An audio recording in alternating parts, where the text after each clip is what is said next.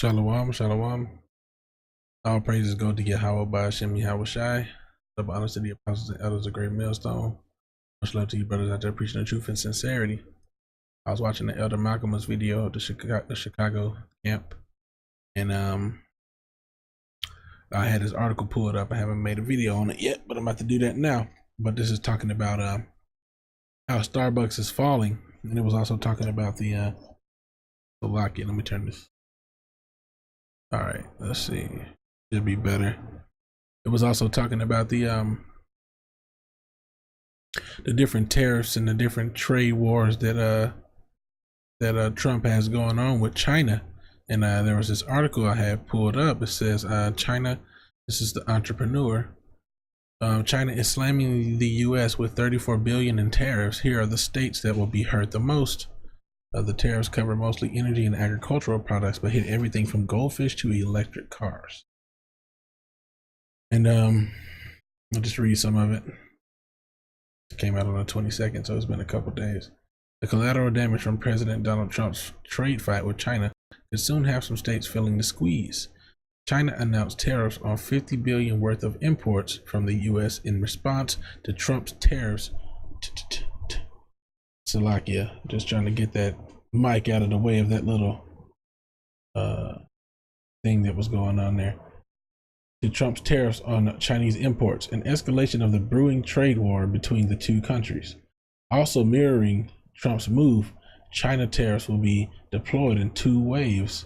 The first covering 34 billion worth of goods coming in early July. The Chinese tariffs are focused on energy and agricultural products covering goods including ornamental fish, whiskey, and coal. By singling out certain goods, the Chinese are also hitting some states harder than others.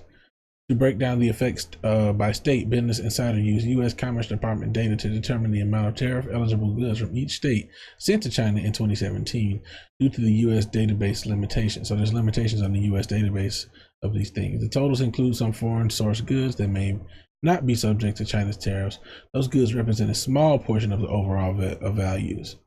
There are 9 states that exported more than 1 billion worth of tariff-eligible goods to China in 2017. Texas, Louisiana, Washington, California, 8 billion, 6 billion, 5 billion, 4 billion. Alabama, 2 billion. South Carolina, 2 billion, 2.5 billion, 2.6, 4.5. Illinois, 2.1 billion. Kentucky, 1 billion worth of products. Many of these states have just a handful of goods that make up most of the coming pain. For instance, 5.6 billion of Louisiana, 6.6 billion worth of tariff-eligible exports comes from soybean. Similarly, for Alabama, 1.7 of the state's 2.6 billion in tariff eligibility goods is soybeans. Texas, the biggest hit will come from crude oil. The state sent 3.7 billion worth to China just last year, and propane. The state sent 1.7 billion worth to China last year. And it brought to mind some of the things that America does, to different companies. Different countries, America's been doing something similar to this for years, man. And I was looking for an article to go with it. This is the evolution of import tariffs and the issue of tariff escalation. Let's see if I can find something. But basically what they do is, and many of you brothers I'm sure know about it, what they do is they suppress these developing countries, is what they like to call them, these countries that are lower. Let's see. So the key challenges are to further reduce tariff escalation affecting agricultural products from developing countries. I'm glad I found this, call Allah Yahweh and I found this thing here, because there's a huge tariff, man. There's a huge tariff on a lot of these products. When you have an agricultural product before it's processed, it's highly perishable. When you have cocoa beans in the raw, they'll go bad, rather than cocoa powder, which can last, if not forever, a super long time. Sugar cane, which is very perishable while it's still moist, versus refined sugar, which is not as perishable, which lasts a lot longer as long as you keep it dry. I mean, sugar may be indefinite, you know? And so what America does is they charge a lot more money for the processed good, which cuts so deep into the money before the sale can even be transacted, on behalf of the people who originally processed the product, that they're forced to sell it unrefined for a cheaper, for less of a hit to ship it. And then America buys it basically, and they process it in their own facilities, thusly tripling the value. When you have something that's very perishable, it can make you less money. So what they do is, instead of allowing those people in those developing countries to make their money off of the processed product, which it has a higher value, they force them through these high tariffs to sell it for a cheaper price, get a lower return on investment, and then they thusly triple the profit of it.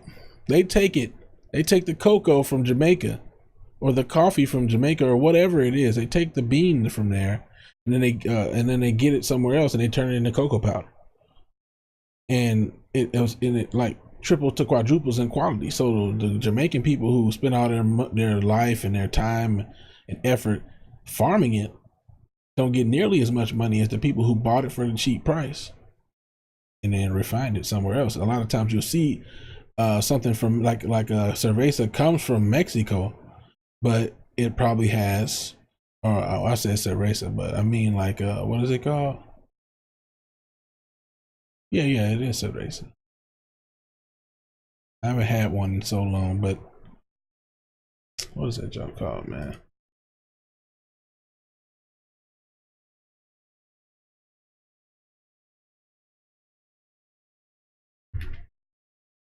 Corona, that's what it is. Corona comes from let's see where Corona comes from. I know it comes from Mexico, so it says product of Mexico, but I think it's like bottled somewhere else.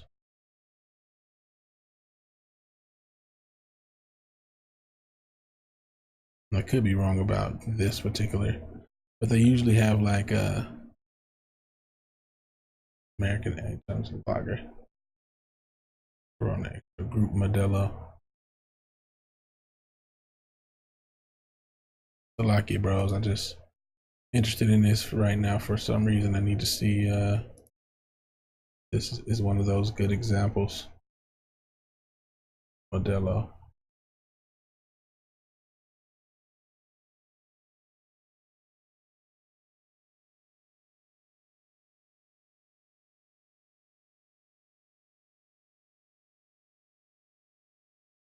This may be one of the few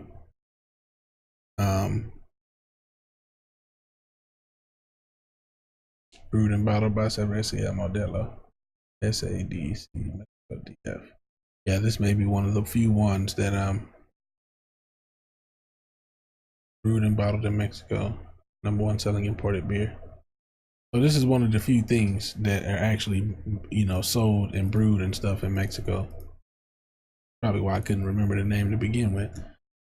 But as this shows you, this is from FAO.org, Food and Agriculture Organization of the United Nations. This is straight from them, one of their PDFs. World Trade Organization negotiations at the 11th Ministerial Conference in Buenos Aires. So, bound tariffs on agricultural products are higher in developing countries and least developed countries than in developed countries. Average applied tariffs in developing and least developed countries are substantially below the average bound rates. Been decreasing. Tariffs can be higher on processed products than on raw materials. So the tariff is higher on the thing that's gonna have market stability. It tells you right here. So yeah, beer, okay, whatever. The beer thing, it wasn't a good example because it comes straight from Mexico. But Mexico's, yeah, I don't know. Mexico is a developing country in many aspects, but it's also set up in many aspects as well. There's, big tourism and things of that nature. But when you look at like other countries, you know, the tariffs are higher on processed products. Countries that primarily depend on agriculture as their export and their moneymaker, they're oppressed in the ways that they make money, which is why the scriptures say what?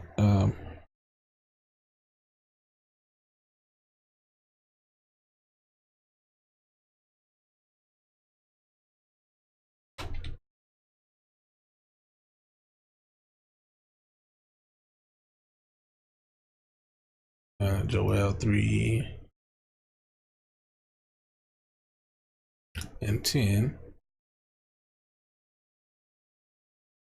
There's another one too. Proclaim ye this among the Gentiles, prepare war, wake up the mighty men, let all the men of war draw near, let them come up, beat your plowshares into swords and your pruning hooks into spears, let the weak say, I am strong. Assemble yourselves and come, all ye heathen, and gather yourselves together round about. Thither cause the mighty ones to come down, O Lord. But beat your plowshares into swords. But a plowshare is a farming tool, and people are not allowed to. They're not making any money on farming anymore,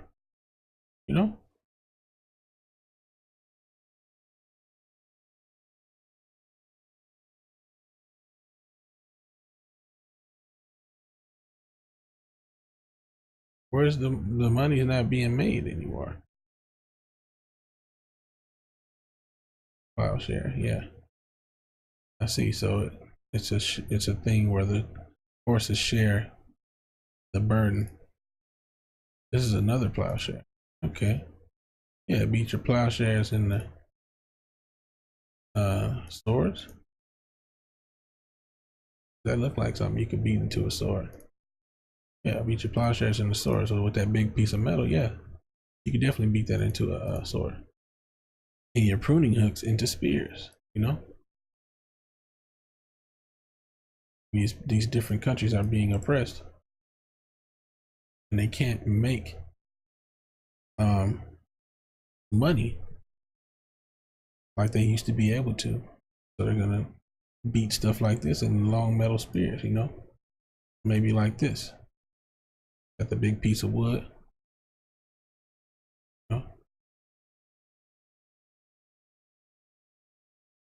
Antique pruning hook blade. Take something like this. That look more like a spear right there. Long handle. Straighten that out. Got you a spear. Here go another one. Long handle. Beat that straight. Got you a spear. And of course, it's symbolic of them taking up weapons of war. Let the weak say I am strong, because it's these weaker developing countries, as outlined in this PDAF here, or PDF here. It's these weaker countries that are having the bigger tariff implemented on them. And I learned about this back in, I have to say, about 2016. I was learning about this stuff. This thing here is from 2017. And if you have the eyes to see, the countries all over the world are mourning and living off of, more than poverty. There are countries where people live off of less than $1 a day. Are having to live off less than $1 a day, and they're not. It's not sustaining them. Not enough. And that's a part of what's coming. But yeah, I just wanted to make that video and just show you brothers. Like if I was a little scattered. But yeah, definitely got different tariffs that they put on it on these different countries. Cocoa and cocoa preparations.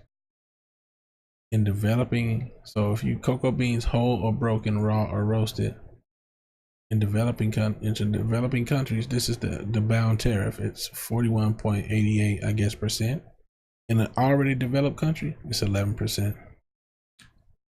And that was from 2012 to 2013. And then over here, it's in developing countries 6.88, and in developed countries, it's 0%. So they're barely taxing compared to how much they're taxing the developing country. It's barely taxing the so-called quote unquote developed countries, which that just means more than likely the ones who are adhering to their